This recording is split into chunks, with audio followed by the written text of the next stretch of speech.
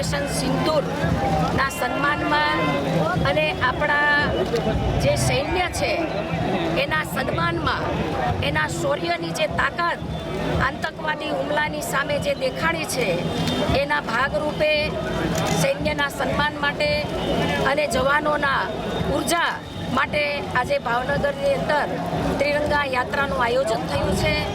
આ આયોજનની અંદર સંતો, મહંતો, NGO સંસ્થાઓ, વેપારીઓ અને ભાવેડાવાસીના સૌ પ્રજાજનો આ ત્રિરંગા યાત્રાની અંદર જોડાયા છે અને મા ભારતીના અને રાષ્ટ્રના શ્રેષ્ઠ નિર્માણમાં આજે સૌ અહીંયા એકત્રિત થયા છે।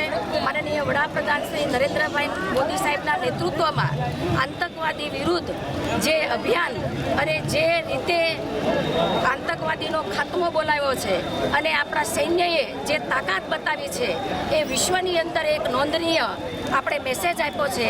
ત્યારે સૌ સૈન્યોને અમે ખૂબ ખૂબ શુભેચ્છાઓ પાઠવીએ છીએ।